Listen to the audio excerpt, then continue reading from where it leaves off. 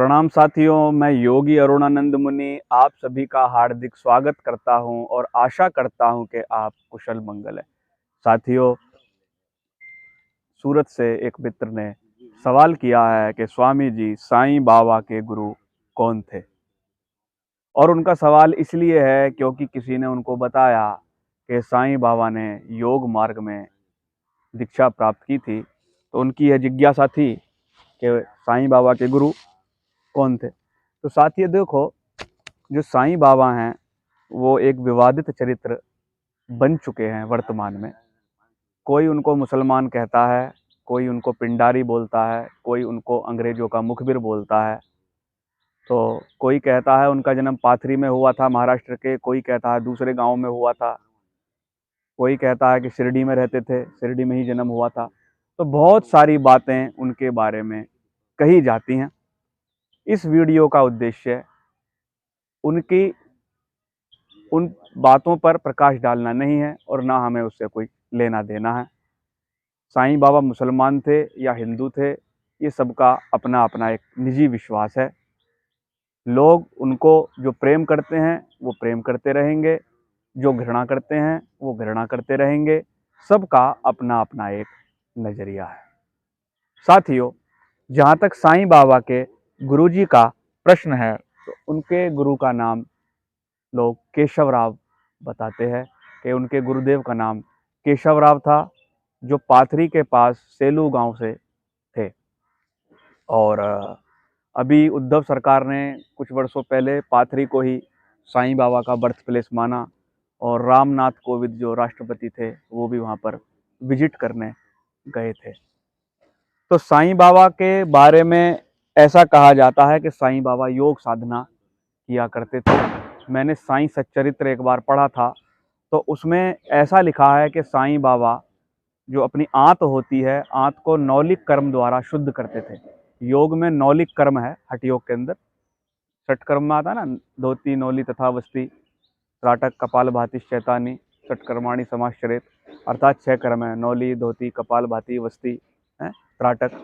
ये 6 कर्म हैं जिनसे शरीर शुद्ध होता है।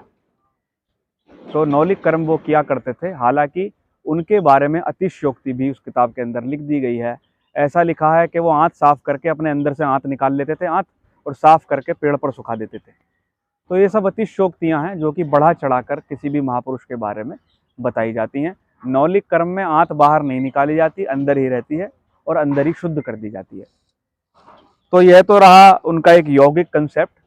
लेकिन अब बात यह आती है कि क्या उनके कोई ऐसे भी गुरु थे जिनका नाम लोगों को मालूम नहीं है, या योग दीक्षा से उनकी बात जुड़ी हुई है, क्या वास्तव में योग दीक्षा हुई थी? तो साथियों, मैं इस पर प्रकाश डालना चाहूँगा। एक आत्मकथा, एक योगी की आत्मकथा के लेखक परमहंस योगानंद जी ने अपनी पुस्तक में लिखा है कि साईं बाबा को लाहिड़ी महाशय ने क्रिया योग की दीक्षा दी थी।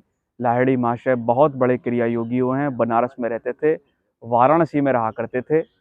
उनके बारे में ऐसा कहा जाता है कि उन्होंने साईं बाबा को क्रिया योग की दीक्षा दी थी। और 1828 के आसपास शायद लाहिड़ी महाशय का जन्म था और 1838 में संभवतः साईं बाबा का जन्म है। तो जो टाइम ड्यूरेशन था दोनों का आसपास में ही था। तो इसका प्रूफ क्या है, प्रमाण क्या है? तो लाहिड़ी महाशय के जो पुत्र रहे, उनके कहने पर आपका अशोक चटर्जी नाम के विद्वान ने पांडुलिपियों को इकट्ठा किया था, जो लाहिड़ी महाशय की निजी डायरियां थी।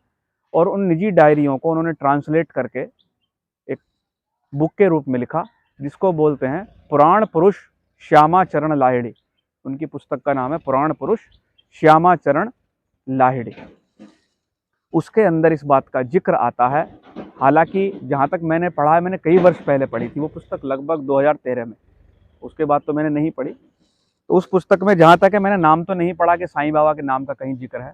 उसमें केवल इतना जरूर लिखा हुआ है कि एक फ़कीर जैसा दिखने वाला व्यक्ति आया है जिसने सिर पर कपड़ा बांधा हुआ है, उसको मैंने क्रिया योग की दीक्षा दी है।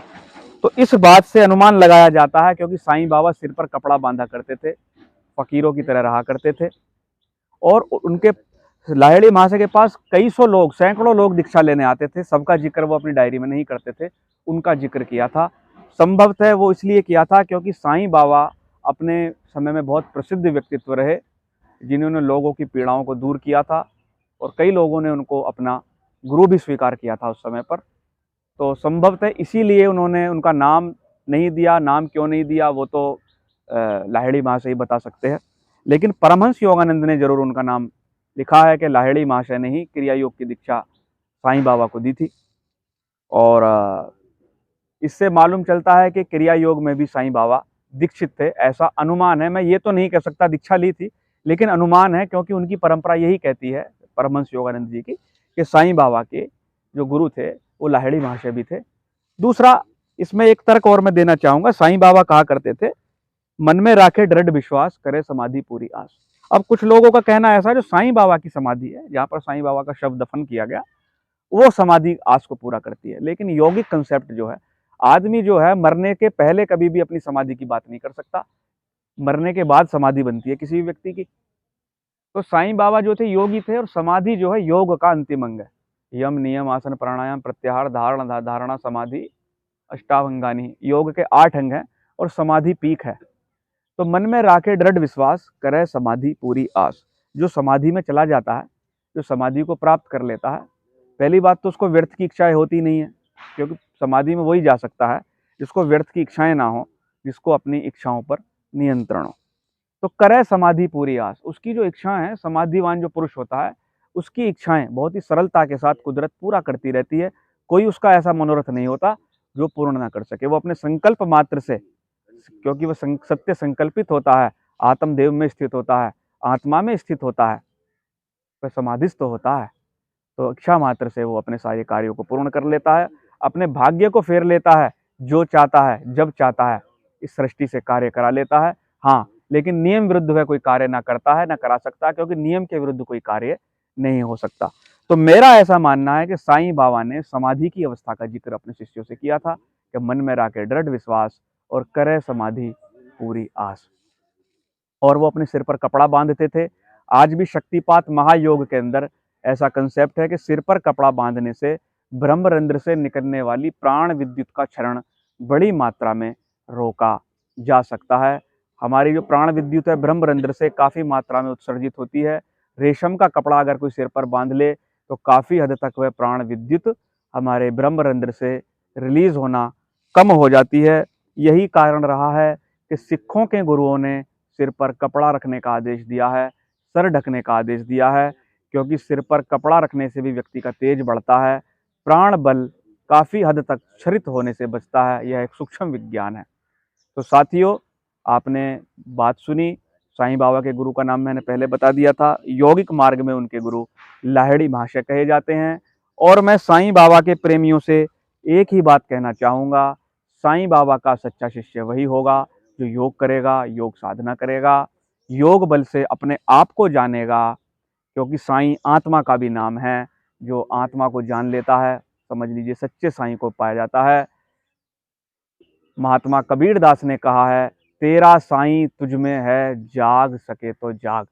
यानी आपका असली साईं आपके अंदर बैठा है, आपके अंदर विराजमान है, जो आपकी समस्त मनोकामनाओं को पूर्ण करने के लिए तत्पर रहता है। कोई ऐसा समय नहीं था जब वह आपके साथ नहीं था। तो अपने भीतर के साईं को जगाइए, योग साधना कीजिए, तप कीजिए, दूसरों के सामने भीख मांगना बंद कीजिए। अपने कष्टों को दूर करने के लिए आपका कल्याण होगा। साथियों, जिस भाई ने प्रश्न पूछा है, मैं आशा करता हूँ कि उसको मेरे उत्तर से संतुष्टि प्राप्त होगी। हालांकि जो मेरा वक्तव्य था मैंने अपने इच्छा अनुसार उसको दिया है, आप लोगों को भी इसकी जानकारी मिली। साथियों, मैं आपके मंगल की कामना करता हूँ। चैनल को सब्सक्राइब करना, वीडियो को लाइक करना और शेयर करना, ताकि ऐसी जानकारी सभी को प्राप्त होती रहे। आपका मंगल हो। प्रणाम।